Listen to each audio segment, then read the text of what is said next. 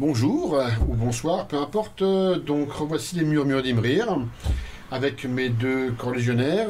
Ouais, il était temps que tu te réveilles, toi. Hein. Et Edzeljo. Allez, on est là. Et moi, je suis pas un chômeur. Moi, je suis pas. Moi, j'ai un travail, moi. Ok, d'accord. Moi, socialement, eh ben, ouais. Bah, nous aussi. Bah, nous aussi, on travaille. Ah oui, c'est vrai, merde.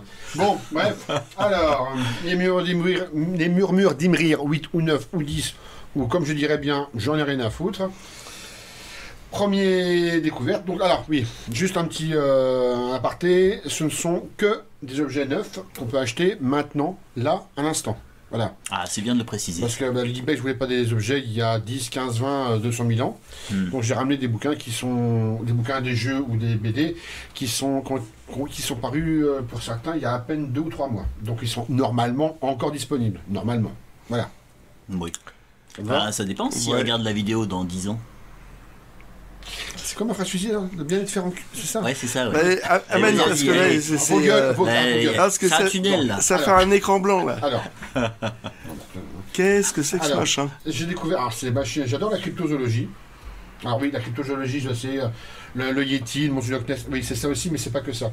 Le premier bouquin hyper sérieux, hyper documenté, hyper scientifique sur de la vraie cryptozoologie. J'avoue que j'ai pris mon pied. C'est Delachaux et Nestlé. Et c'est par monsieur Benoît Grison. Purée, c'est génial. Voilà, c'est excellent.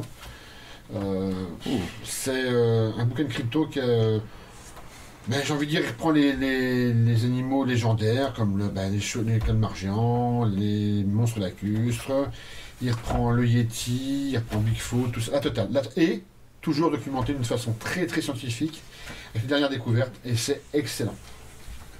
D'accord, c'est qu'en fait, j'ai vu qu'il y avait, point de vue iconographie, il avait l'air de reprendre en fait des couvertures de vieilles revues. C'est ça. Et les historiques. Il fait le point. Il fait le point, machin. À la fin, il parle de Tilacine, est-ce qu'il est encore vivant? Tilacine étant le loup marsupial. Mais tout ça, pas d'une façon, on va dire, fake news ou il fait le buzz. C'est très, très scientifique. Très carré. Okay. Et j'ai adoré. Alors, des fois, il démystifie totalement des choses ou des cryptides qui te paraissent logiques.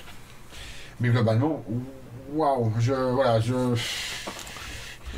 si on s'intéresse un minimum à ça... Ça a un côté démarche scientifique. Ah mais carrément. Sur des choses qui te paraissent, on va dire, très, on va dire mystique, mais pas, très, on va dire, paranormal. Alors que lui, paranormal, pas du tout. La petite feuille là que tu viens d'enlever... c'est juste moi. C'est la tienne ou elle faisait partie Non, c'est la mienne, je trouve ça marrant. C'est les différents cryptides... que moi je connais parce que j'adore les monstres lacustres et j'adore tout ce qui est marin, vu que je suis... moi j'ai une phobie de l'océan. Mais il démystifie, mais tout... il démystifie. Ah, c'est marrant. Il démystifie et il a comme Lovecraft en fait. Ah mais carrément quoi. Je pense qu'il n'y a pas de fumée sans feu. Ah ok. Voilà. Donc si vous aimez la crypto, si vous aimez être ouvert d'esprit, ouvert d'esprit oui et non, parce que c'est toujours des choses réelles. C'est super intéressant. Ah oui, c'est super intéressant, j'avoue. Le Sédacanthe, pour ceux qui ne connaissent pas. Enfin voilà, et voilà. Donc c'est chez Delachaux Nestlé. Du Yeti au calmar géant. C'est une quarantaine d'euros. Alors, je vais pas faire ma fine bouche, 40 € pour ça, ça les vaut. Voilà. C'est du gros travail. Hein. Ah oui, là c'est du boulot. Là c'est du boulot de faire ça. Tu fais pas ça comme un roman. Hein. Bon, je peux critiquer sur le prix des bouquins en général, mais là non. Voilà. Ok. Alors, chez Yinis Édition,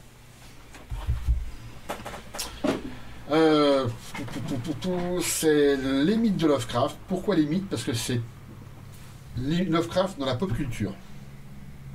Et c'est super complet. Pop culture au sens large. Donc pareil, on a le droit à un historique, Lovecraft, les autres mythes, Edgar Poe, Machen.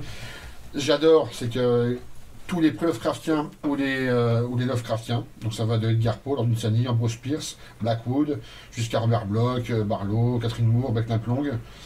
Et c'est à la fois très complet, très incisif, ça va à l'essentiel.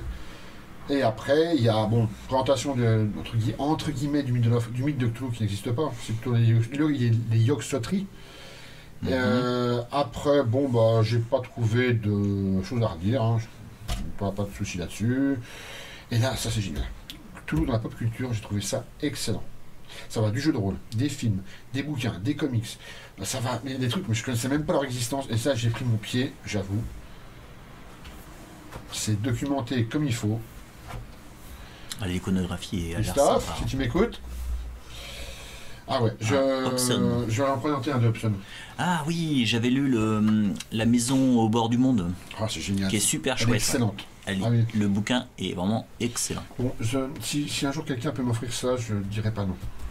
Outsider and Others. Ouais, non, c'est une. Ouais. Cette édition-là, Oui, oui. pourquoi elle est puisée? Voilà. Ah bon. C'est pas qu'elle est épuisée, c'est un énorme Graal. Ah oh. Bon, voilà. Donc, si on aime Lovecraft, si on aime le mythe de Cthulhu, Cthulhu en général. Alors oui, moi ça m'apporte rien, vraiment, à part découvrir des éditions un peu originales, un peu exotiques, découvrir que Lovecraft est devenu, malgré lui, Oh, un élément couverture incontournable de la Néo, pop là. culture. Ouais, ouais. Là, c'est couverture de Néo. C'est vraiment quelqu'un qui englobe la pop culture au sens large. Ouais. Oh, oui, totalement.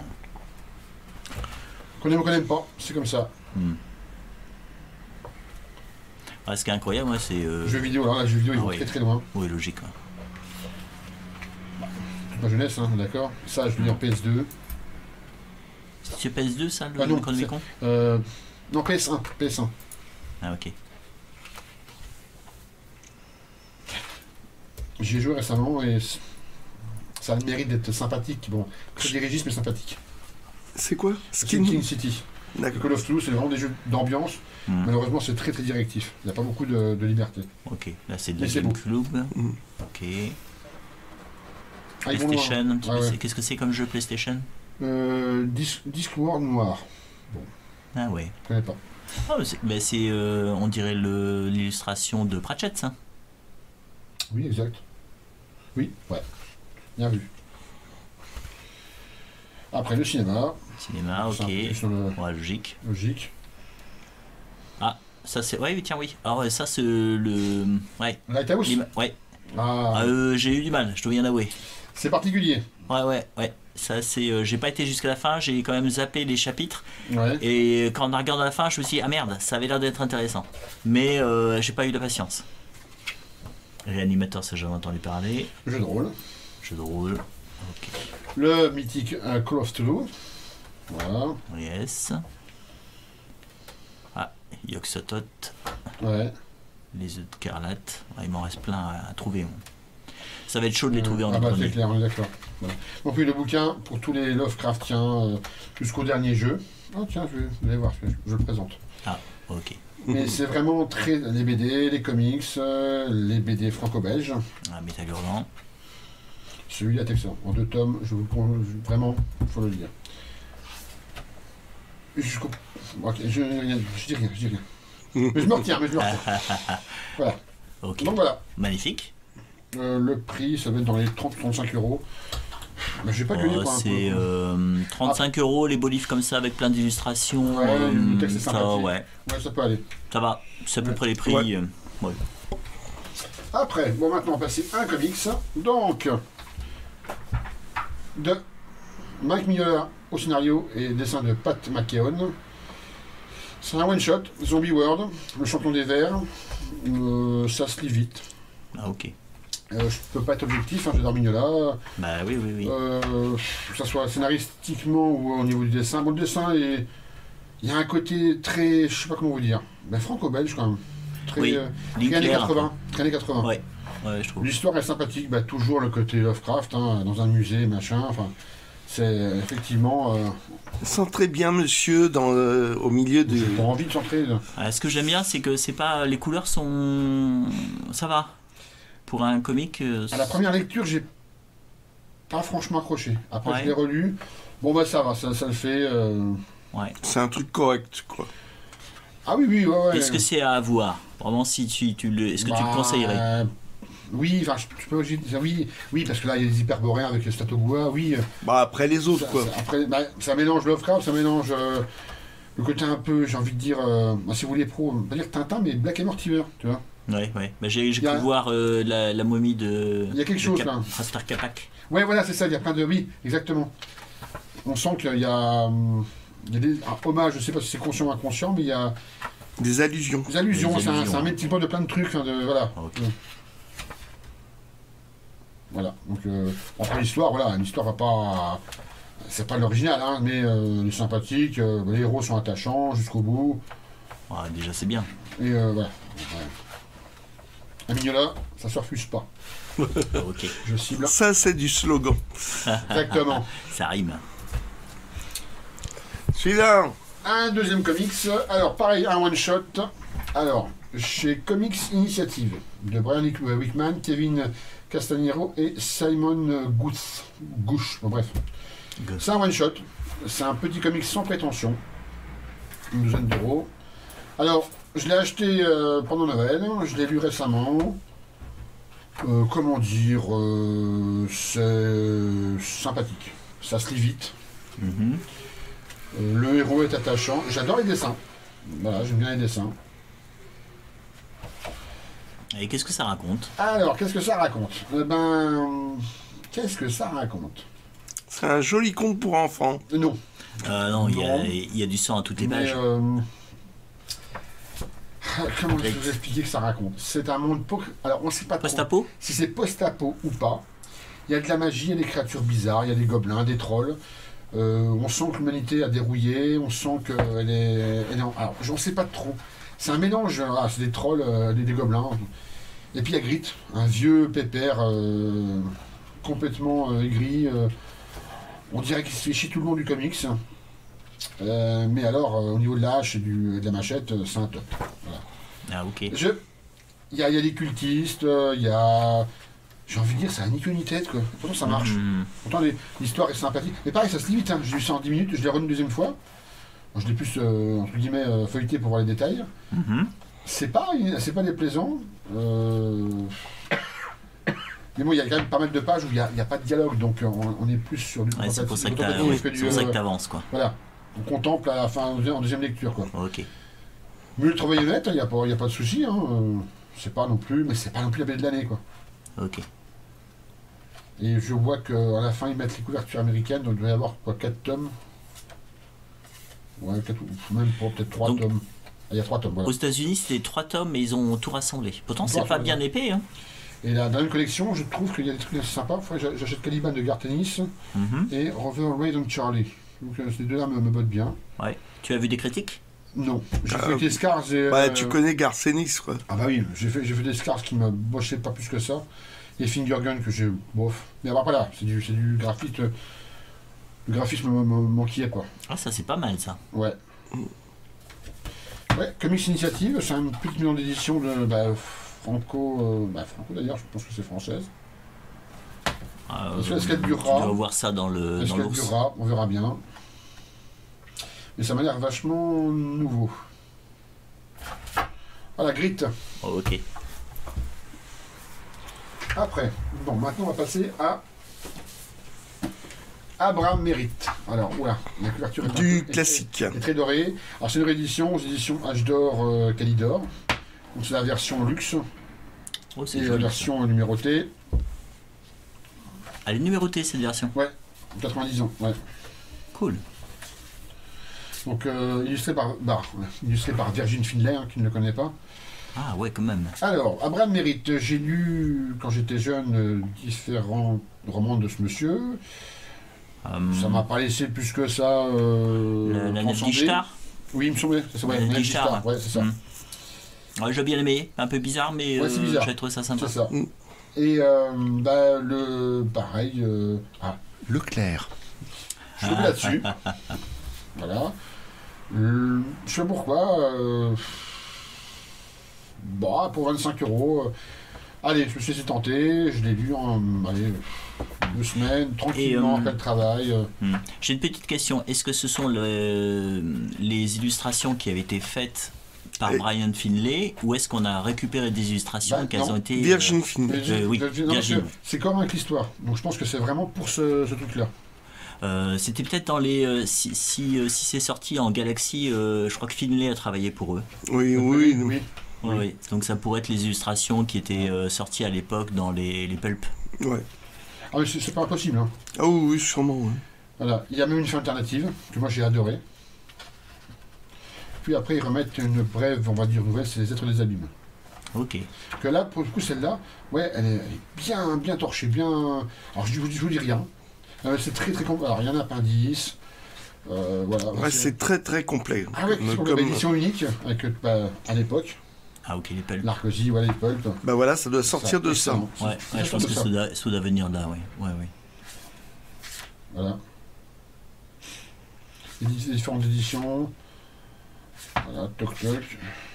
Ah, cool. Ah oui. Et ouais, et j'ai vu l'illustration de Casa là qui est sur la et franchement, j'ai eu peur que l'histoire me prenne pas de bout en bout. C'est un truc des années 30 quoi déjà. Ouais, c'est ça. Et tu te dis, bon, est-ce que ça va passer je sais pas s'il y a une relecture du truc, une retraduction. Oh, sûrement. Ça passe super. Vraiment, c'est entre la fantaisie. Alors, c'est entre le. Comment dire? Si on prend un truc moderne, c'est entre. Ça commence. Indiana Jones. Oui. Très héros qui vient du Nord, machin. Bon, je dis rien sur le roman, faut vraiment le lire.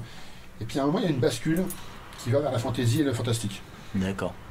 Est-ce qu'on pourrait le rapprocher de Beowulf? Je sais pas, des romans comme. Beowulf, Félicidar, John Carter. Ouais, plutôt ça, voilà, c'est ça. Mais la John Carter. Si tu prends le roman sans connaître vraiment la trame du truc, tu te dis ça va être un roman d'aventure teinté d'un peu de fantaisie ou fantastique. Et mais il y a un moment, je peux rien dire, il y a un moment, bon, ça bascule. Tout dedans. Okay. Et là tu te dis Et le style, comment il est? Il est hyper lisible, il est hyper fluide, il est hyper intéressant, les personnages sont hyper intéressants. J'ai eu peur qu'à une époque, où on avait dit je dois avoir une quinzaine d'années, ça m'avait fait chier parce que la traduction était lourdingue. Et t'avais l'impression qu'il se passait pas grand chose. Voilà, on est d'accord. Et là, tu vois, il met en place les personnages, il met en place le cadre, mais tu t'embêtes pas, quoi. Tu vois, tu découvres avec lui. Et puis, il y a une bascule assez. Alors, je sais pas, peut-être. On est page 50-60, là je ne me rappelle plus du tout, mais où là tu bascules. Ok. Ah ouais, tiens, il est passé à un autre registre. D'accord. Et globalement, alors je sais pas s'il sortira en poche, je sais pas s'il sortira autre édition que ça. Édition unique chez Calidor. Après, quelque part, avec les illustrations, avec le. Ça vaut le coup si vraiment vous êtes fan de l'auteur, de le prendre, quoi. Oui, c'est vrai. Voilà. Et tu disais que c'était numéroté. Il me semble que j'ai vu ça. Quelque part. J'aime bien quand c'est numéroté. Bon. Je crois que c'est numéroté. Est-ce que j'ai vu ça? Attends. Alors ce petit symbole, moi ça m'évoque un petit peu, des fois on pouvait trouver ça dans les optas. C'est exactement, j'ai un opta avec ça. Ouais. Bah oui. Ah ouais. C'est ce genre de choses. Où est-ce que j'ai vu ça? Oui, c'est un... Ou alors je confonds avec le grand jaune, mais. Je pense, ouais. Alors c'est marrant parce que tu viens de parler du titre et là je vois pourquoi tu l'as acheté. Ça je vois tout de suite.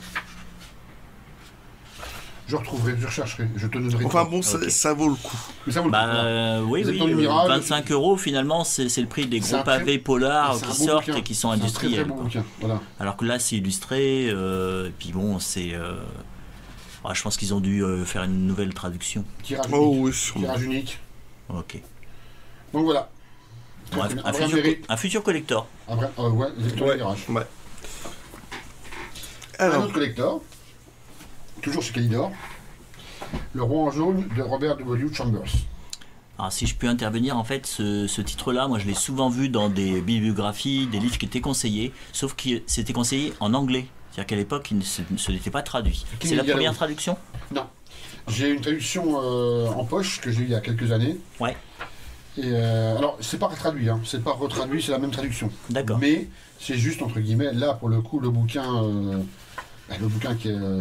attention là. Oui, j'ai vu ça. Ça non plus. Non. La vie s'arrête.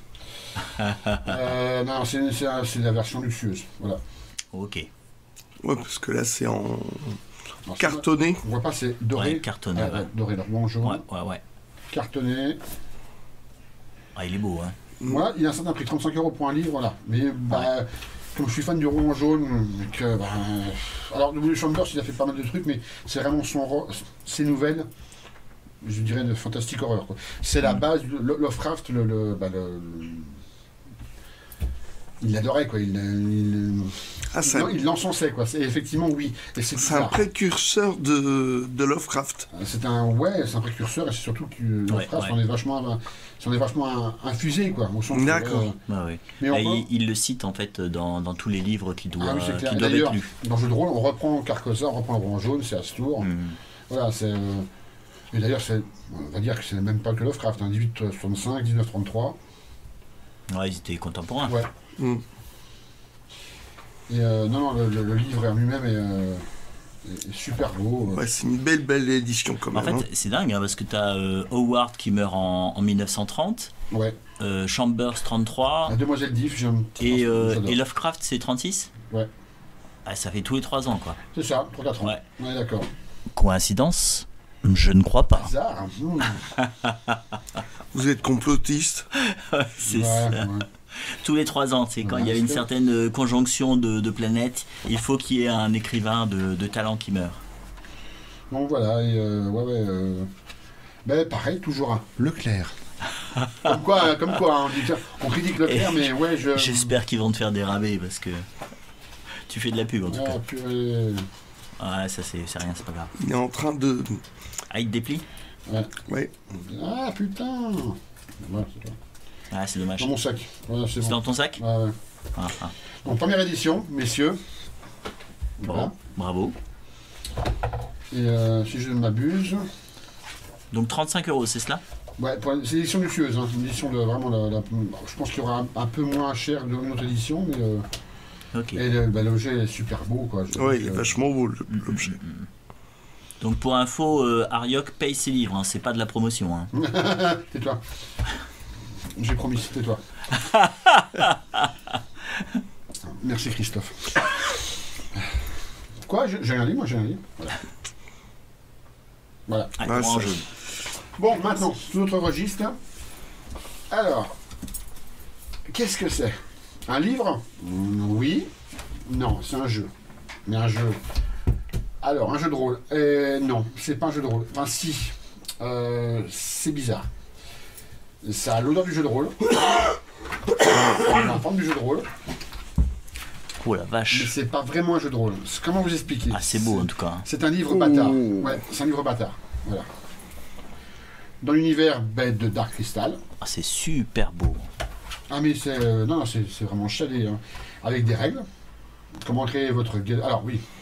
Pour ceux qui connaissent, c'est un film d'animation. L'animation Puppets des années 80. Ouais. De Brian Froud et de.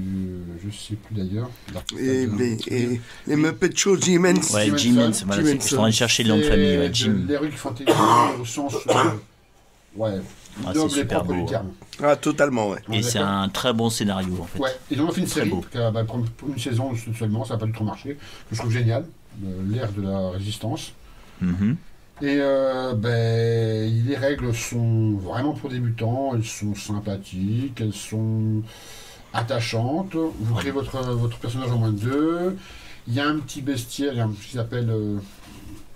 ce qu'ils appellent, je crois, caisse à outils, trousse à outils, où il y a tout le matos, les airs, les boissons, l'équipement, les créatures de Tra, créatures de la planète, donc les rencontres, voilà. Ça s'adresse vraiment pour des MJ débutants. Voilà. Ok, donc qu'est-ce que c'est? Ce sont des... Alors, ce sont le scénario qui se déroule en 98 jours avant que Tra sombre. Ah. Dans ce scénario-là, ils décrivent tout ça. D'accord. Donc, c'est très linéaire, la feuille de perso. Ouais, toute petite. Ouais. Ça joue avec des dés de 12, de 10, de 6 et de 4. Ok, comme à la grande époque, quoi. C'est ça, il y a 5 dés. J'ai envie de dire, vous créez votre personnage, ça paraît très simple. J'aime bien, c'est ça. C'est vraiment le... Papier calque. Du papier calque. Allez, hop là. Non, mais il y a des super idées. Hein. C'est le bouquin est super beau. Et il y a 3 signets. Oui, il y a 3 signes. Alors, pourquoi Ah oui, pour ouais, jouer, je vois, ouais. Pour Ouais. les règles, pour savoir où tu en es. Ouais, logique. C'est une très bonne idée, ça. Pour la tresse à outils, tu vois, le château de cristal. T'étais toujours emmerdé. Super bien développé, Ah, waouh. avec les mystiques et les scarcesses. Mais en fait, même si tu comptes pas y jouer, quand t'es fan du livre, du film et de la série. J'ai envie de dire, moi qui masterise depuis des décennies, quelqu'un qui débute, qui est fan de ça, qui est fan de la série, qui est tombé amoureux des Gelflings et du monde de Tra, ça peut être une bonne initiative pour devenir maître en jeu de rôle ou même jouer. Ouais. Et tu conseillerais pour des joueurs débutants aussi? Ou vaut mieux que ça soit des joueurs expérimentés Moi, perso, pour moi, c'est une encyclopédie. Tu vois, parce qu'ils écrivent le monde. Moi, le scénario, j'ai envie de dire, je le ferai à ma sauce. Hein. Ouais. Le maître de jeu est libre de faire ce qu'il veut, d'ailleurs, ils le disent. Mais c'est vraiment pour joueurs débutants. Ok. Voilà, encore pas plus calque. Ah, c'est superbe. Hein. Hop. Alors, c'est un livre, mais on le trouve plutôt dans les magasins de jeux? Bah oui, oui, ouais. Plutôt? Ouais. Ok. Après, je pense que d'après un collègue, il paraît qu'il est introuvable actuellement. J'espère qu'il sera réédité. Ah, tu penses qu'il est déjà épuisé? Ce qu'il m'a dit, je l'ai trouvé un peu par hasard. Alors, j'aime bien. Voilà, Et il y a combien de temps que tu l'as acheté? il y a 15 jours, même pas. Une semaine. Mais il est si vieux que ça, ce jeu? Il est sorti, je crois, c'est en novembre. Donc en fait, en 2 mois, 2 mois et demi, 3 mois, il est épuisé, quoi. Bah ouais. Après, c'est une petite maison d'édition, hein, c'est la mission. C'est chez Black Book et River Horse, Jim Henson. Ouais. D'accord. Mais ouais, c'est à la fois un très très bon jeu de rôle pour débutants, mais le problème c'est que le monde il est tellement typé qu'il peut ne pas plaire. Ouais, je vois. Ouais. J'ai envie de dire, c'est pas un jeu de baston. J'ai fait des simulations où ton Gelfling, il passe 9 fois sur 10, quoi. Ah, ok. Donc c'est plus c'est plus du roleplay sur l'aide en tribu, c'est comment sortir de problèmes, de rencontres, c'est plus de l'intrigue, c'est vraiment dans l'esprit du film, de la série. Après, si t'aimes les guerriers un peu couillus, les gonzesses avec des arcs, machin, non, faut pas y aller, quoi. C'est d'autres types de jeux. d'enfants. Et puis le bouquin en lui-même, c'est vraiment. Il est magnifique. il est magnifique, quoi. Mais voilà, en jeu de rôle, je suis pour débutants, oui et non. Voilà. C'est vraiment un jeu de rôle pour le coup, là, qui est très niche quand même. C'est pour les fans de ça. Ah, je pense. Et puis pour peut-être des joueurs qui, au début, ont fait effectivement des guerriers ou des barbares et qui on a un peu ras-le-bol de mourir ou de se battre et qui veulent vraiment faire du roleplay. Ouais, mais tu vois, techniquement, avec mes rôlistes de l'assaut, je pourrais pas leur faire jouer à ça, quoi. Ah. Trop bourrin. Non, c'est pas trop bourrin, c'est que. Non, pourtant je trouve bien un point de vue roleplay. Mais oui, il y a ça. Roleplay, ça demande une ouverture d'esprit qui est pas bourrine, qui est pas classique. Et ça, ils l'ont vraiment très bien développé. Ça, c'est un film magique. C'est magique. Comment vous dire, je peux être bourrin comme ça, mais mon âme d'enfant, quand je vois ça, elle est là, quoi. Et puis, waouh, c'est hyper développé. Toutes les zones de traces sont développées. Puis les créatures sont géniales, les dessins sont géniaux. Je pense qu'en fait, c'est peut-être même pas des rôlistes qui ont acheté ça. Je pense que c'est des fans du film. Oui. Parce que c'est magnifique, quoi. C'est ultra magnifique. Puis créer ta petite créature, c'est super simple. Ouais, c'est vraiment magnifique. Donc, non. Alors bon, 40 €, j'ai juste un petit Ludis Factory, non, c'est ça? Ouais, Ludis Factory, ouais. J'aurais aimé qu'il y ait un écran avec. Ah, ouais, exact. Un petit écran, dépliable, tu vois, tac, en 3 volets. Avec, toi, tout simple, hein, avec juste. Et est-ce que tu peux te servir de la jaquette comme écran? Non, elle est super souple, c'est vraiment le. Non. D'accord, ok. Donc, on peut la fabriquer. On peut la fabriquer. Il faut le fabriquer, quoi. Alors, je connais quelqu'un qui fait de la pyrogravure. Bref. Donc, dit-il le faux modeste. L'objet génial pour tout ce qui est jeu de rôle, tout ce qui est. Mais c'est ambivalent. Accessible pour les débutants, mais si tu connais pas le monde, c'est un peu comme Alien, c'est un peu comme des mondes hyper typés. C'est pas la peine de faire. Voilà. Bon, belle découverte. Ouais. Et le dernier, plus léger, un petit jeu, toute la famille, c'est Sticky Cthulhu. Alors, attention, là on est dans la règle hyper compliquée. Ouais, c'est-à-dire. Voilà. C'est chez Yellow Edition. C'est un jeu où, eh bien, tu as tes tentacules collantes. Tu as tes petits monstres à la con. Mais quand je dis à la con, c'est vraiment à la con. Graphiquement, moi je surkiffe. Faut avouer. Voilà. Alors, vous les mettez un peu dans tous les sens. Vous avez des cartes où vous devez, en chantant sur une jambe, les yeux fermés, prenez votre tentacule, vous avez un dé, vous lancez. Quelle créature, quelle couleur? Et là, il faut le plus vite possible choper la créature avec ton tentacule. Ah.